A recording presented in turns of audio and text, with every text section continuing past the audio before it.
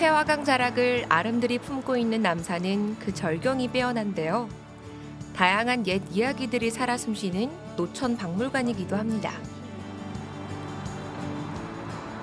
요즘은 날씨가 참 좋아서 이 가볍게 산책하기 참 좋은 것 같아요. 실록의 계절이고 네. 또 여기는 남산 자락에 바로 옆에 또 태화강이고 너무너무 걷기 좋고 산책하기 좋은 계절이죠. 맞습니다. 우리가 이렇게 보기에는 참 좋지만 한 100년 전에는 이곳에 엄청난 일들이 있었고 일제강점기에는 이곳을 호시탐탐 노렸던 일본의 어떤 야욕이 숨어있는 그런 장소들이 곳곳에 배치되어 있어요. 어떤 야욕이 숨겨져 있을까요? 산자락에도 산 안에도 여러 가지가 있는데 오늘 한번 그 역사의 현장, 우리 수탈의 현장으로 한번 가볼까요? 함께 가볼까요, 선생님? 네, 그럽시다. 한번 가봅시다.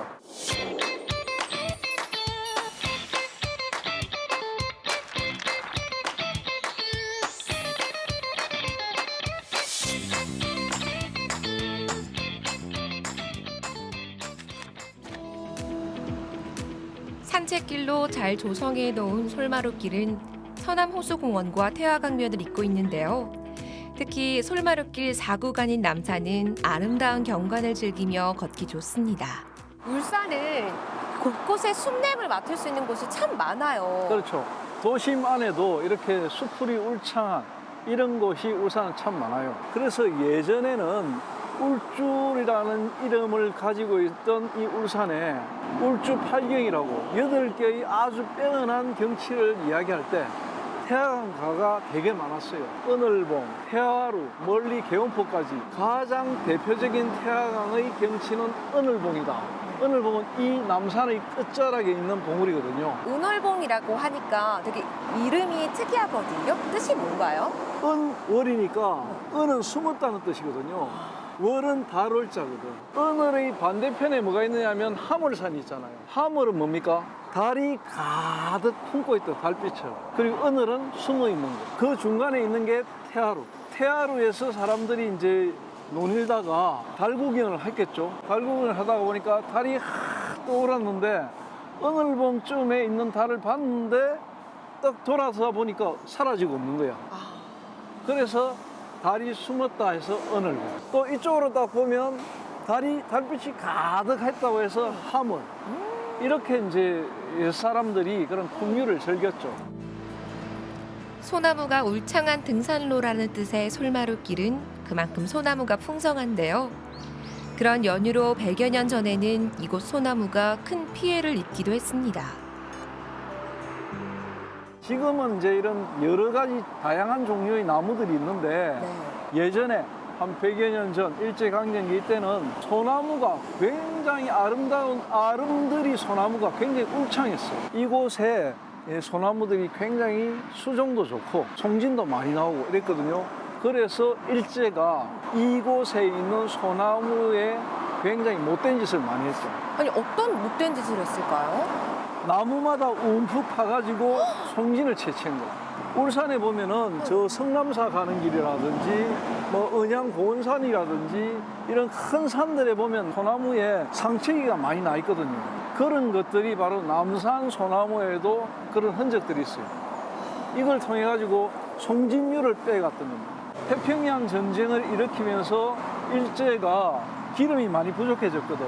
그래서 이 한반도에 있는 소나무를 모두 상체기를 내가지고 송진을 뽑아낸 거죠. 그 송진을 마구 보관했다가 본국으로 실어 나르고 그런 못된 짓을 했습니다. 이게 다 수탈의 증거네요. 그 흔적이 울산의 남산 자락에는 많이 남아 있습니다.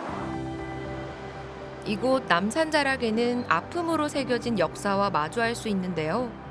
바로 남산 아래 뚫어놓은 동굴입니다. 도심 속 동굴, 어떤 사연이 있는 걸까요? 저는 도심 속에 이런 동굴이 있는 거 처음 봤거든요. 이런 동굴은 어떤 동굴인가요?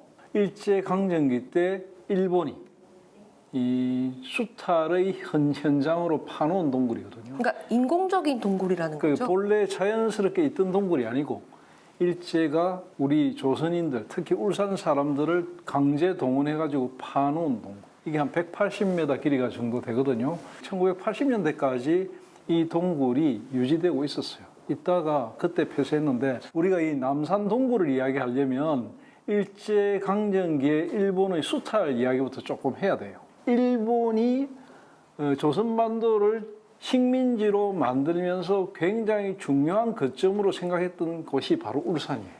일본과 울산은 근거리에 있고 해로로는 바닷길로는 최단거리예요. 그래서 일제는 1916년쯤에 이케다 사다오라는 인물이 있는데 조선 축항주식회사라는 회사를 만들어 가지고 대현면, 지금 삼산 일대죠. 야암동 삼산 일대 106만 평의 개발 허가를 해줍니다. 그러면서 한반도 최초의 비행장이 울산에 생기면서 이 동굴이 같이 만들어졌던 것이죠. 동굴은 왜 필요했느냐? 네. 그런 물자들을 장기간 보관을 해야 돼요. 남산 동굴처럼 각종 물자를 보관하기 위해 만든 동굴이 울산에만 10여 개가 되는데요. 일제의 수탈이 얼마나 심했는지 짐작케 합니다. 동굴에는 어떤 물자들을 보관했나요? 여기 이 동굴은 팠던 목적이 군수 물자를 보관하기, 안전하게 보관하기 위해서거든요. 근데 그 군수 물자가 뭐냐면 바로 이제 남산 자락에 있는 수많은 소나무들, 그리고 울산 근교에 있는 많은 산에 있는 울창한 소나무들에서 채취한 송탄류. 송탄류가 뭐냐면 송진에서 나오는 기름이에요. 송진기름. 그건 이제 석유 대체로 쓰기 위해서 그걸 엄청나게 파가지고 송탄류 드럼통에다가 담아가지고 빽빽하게 보관했죠. 이것뿐만이 아니고 철기류, 집 안에서 사용하는 철제와 관련된 거는 모두 수탈했어요. 마지막에는 그 태평양 전쟁 막바지에 네. 자기들의 그 철을 갖다가 뭐 다른 군사용으로 전용하기 위해서 네. 마구잡이로 끌어모았고 뭐 곡식도 끌어모았고 또 기록이나 구전에 의하면은 이곳에 화학류, 폭탄 이런 것도 많이 보관을 했다고 해요. 그래서 울산 주민들, 그 당시 울산 주민들은 굉장히 힘든 시간을 보냈습니다. 근데 또 동굴을 보면은 굉장히 깊고 또 길거든요. 이게 그냥 파진 게 아니잖아요. 인공동굴이기 때문에 하나하나 사람의 손으로 팠거든. 지게처럼 기계 장비가 있는 것도 아니고 하기 때문에 울산 시민들이 여기에 엄청나게 노역에 동원됐죠. 이 동굴에 노역을 왔던 사람들은 사망자도 많았고 굉장히 힘든 시간을 보냈고요. 특히 이 동굴은 제가 손을 갖다 대면 돌이 툭툭 떨어지거든요. 암석 자체가 화강암이나 단단한 돌이 아니고 태저암 계열이기 때문에 동굴 파기가 좋았다는 것 때문에 다른 지역에 있는 동굴로 더 깊이 많이 들어왔죠. 그래서 그때 울산 주민들의 힘든 생활이 더 많이 묻어나는 것이고 제1동굴의 앞부분을 이렇게 이제 일제강점기 때 울산의 주민들이 수탈당한 현장을 재현해 놓은 것은 그런 의미에서 시민들에게 굉장히 볼거리가 되고 우리 역사의 교훈이 된다 이렇게 볼 수 있습니다. 울산인의 고난과 서름이 담긴 남산 동굴은 그 시절을 기억하는 공간이 되었는데요. 지금의 모습이 되기까지 70년 동안 많은 순환이 있었습니다. 광복 이후에는 이 동굴이 어떻게 쓰였나요? 해방이 되고 나니까 이 동굴의 용도가 이제 없어졌죠. 이곳은 텅 비었겠죠, 그죠? 네. 이 텅 빈 곳이 어떻게 됐겠어요? 이곳 주민들에게는 또 하나의 휴식처가 됐겠죠. 아주 더운 여름이라든지 아주 추운 겨울에는 또 자연 피서지나 또 혹한을 피하는 그런 것으로 또 이용이 됐겠죠. 그런데 나중에는 막걸리 집도 생기고 술집도 생기고 뭐 이런 물건도 보관하고 이렇게 인근 사람들이 쭉 사용을 하다가 무분별해지고 예를 들어 소유권 다툼도 일어나고 여러 가지 복잡한 문제들이 생기겠죠. 1980년대쯤 돼서는 완전히 공식적으로 폐쇄를 했어요. 폐쇄된 이후에는 이제 사람들의 왕래가 끊기고 이러니까 이곳이 완전히 이제 황폐화됐던 거죠. 그러다가 2000년대에 들어가지고 이곳을 이제 문화 관광 콘텐츠로 새롭게 개발하는 게 어떻냐 이런 이야기가 나왔고 그래서 이걸 답사를 하고 그러니까 상태가 좀 양호하고 이래서 이제 1, 2, 3, 4 동굴을 전부 다를 리모델링을 완전히 한 거죠. 상당히 많은 예산을 투입해가지고 역사 전시, 휴식 공간, 전시 갤러리 이런 걸로 이용하는 동굴 피아 사업을 해가지고 아마 2017년쯤에 다시 제대로 리모델링해서 문을 열게 된 것이 오늘에 이르고 있습니다.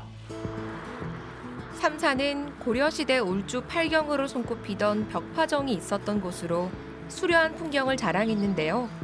이곳 역시 일제 수탈을 피해가지 못했습니다. 여기 삼산에도 일제 수탈이 있었나요? 엄청나게 있었죠. 본래 이곳이 네. 일제강점기인데 100여 년 전에는 이수 삼산이라 해가지고 이수는 두 개의 물길이 삼산, 세 개의 봉우리와 어울려 있는 곳. 굉장히 풍광이 좋았던 곳. 특히 이곳은 곡창지대였어요. 완전 논이었고. 그리고 장생포에서 고래를 잡아가지고 이제 시내로 넘어오는 길. 그런 곳을 일제가 가만두지 않았죠. 어떻게 했을까요? 이곳에 평지가 쫙 펼쳐져 있으니까 비행장을 만들어야 되겠다 생각한 거죠. 그러니까 일본 본토에서 비행기를 띄워가지고 태평양 전쟁 이런 거 하면서 만주 쪽으로 비행기를 몰고 가야 되니까 일본에서 나와서 한번 여기 와서 급유를 하고 또 여의도 쪽으로 와서 한번 급유를 하고 평양 쪽으로 가서 한번 급유를 하고 이렇게 만주로 가는 비행기였거든. 네. 그러다 보니까 우리나라 쪽에서는 울산에 비행장을 세우기가 최적이라고 생각했던 거예요. 그럼 한반도에 있어서 여기가 제일 처음 생긴 건가요? 울산이? 그렇죠. 이제 국제 비행장, 한반도 최초의 국제 비행장이 1928년 12월 2일 날 여기에 문을 엽니다. 석 달 뒤에는 여의도 비행장이 문을 열거든요. 그래서 여의도보다 서울에 있는 비행장보다 여기가 3개월 빨랐어요. 이 비행장은 한반도 최초의 국제 비행장이기도 했고 일제가 대륙 침략의 전진기지로 사용했던 수탈의 현장이기도 했고 그런 굉장히 의미 있는 장소이기도 합니다. 당시 일제는 농경지를 강탈해 대륙 침략을 위한 비행장을 개장했는데요. 태평양 전쟁 때는 울산 청년들을 강제 동원해 노역을 시키기도 했습니다. 그때 당시 여기 비행장 규모는 어땠나요? 꽤 비행장이 컸어요. 여기 지금 남구청 자리인데요. 네. 이 남구청 자리에는 비행장을 관리하는 부속 건물이 위치했고 전체적으로 600m 정도의 길이로 쭉 뻗어 있었고 그리고 나중에는 확장해가지고 십자 모양으로 또 600m 척후소를 비롯해서 통신시설까지 해가지고 건물이 한 4, 5개 동이 자리했던 정도로 꽤 큰 규모의 국제 비행장이었어요. 그 당시 만들어졌을 때 사람들이 정말 신기해했을 것 같아요. 그렇죠. 처음에 이 비행장이 문을 열었을 때 기록에 한 5만 명이 모여가지고 했다는데 사실은 5만 명은 좀 과장된 것 같고 엄청나게 많은 사람들이 신기해하면서 비행기가 뜨는 모습을 구경하고 했다는 기록이 있습니다. 이 비행장은 어떻게 운영이 됐나요? 처음에는 군사용 목적으로 시작이 됐겠죠.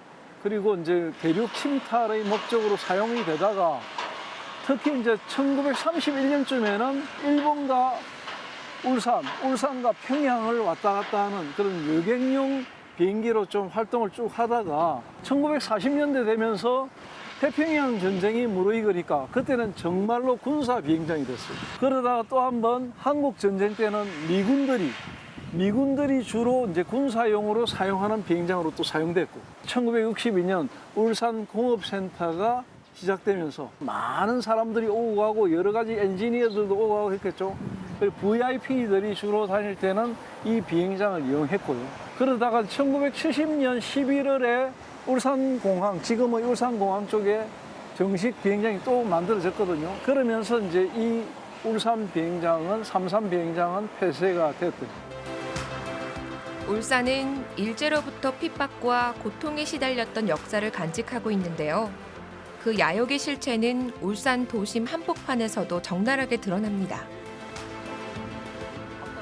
울산은 도시 외곽에뿐만이 아니고 이 도심 곳곳에 일제 수탈의 현장이 있는 것 같아서 참 안타깝습니다. 그렇죠. 울산은 일제가 사실은 2000년 전부터, 수천 년 전부터 노렸던 땅이기도 하지만 일제강점기에는 가장 많이 수탈을 했던 현장이에요. 우리 동굴폐하도 있죠. 각종 다리를 건설하면서도 그랬죠. 뭐 여러 가지 다양하게 많은 것들을 수탈해간 흔적들이 울산의 곳곳에 남아 있습니다.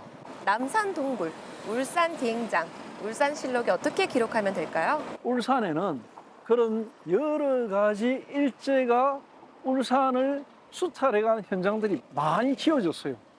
지금 볼 때는 동굴 같은 경우에도 새롭게 리모델링을 해가지고 남아있지만 과거에는 그런 거 다 사라지고 지어졌던 거거든요. 비행장도 사람들이 있는지 잘 몰라요.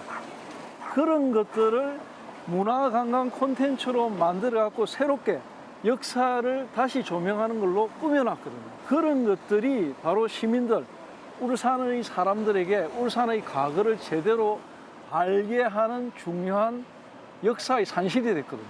그런 점에서 굉장히 의미 있다고 생각해요. 그런 부분들을 계속해서 우리가 좀 콘텐츠를 보강해가지고 잘 발전시켜 나가야 한다고 생각합니다.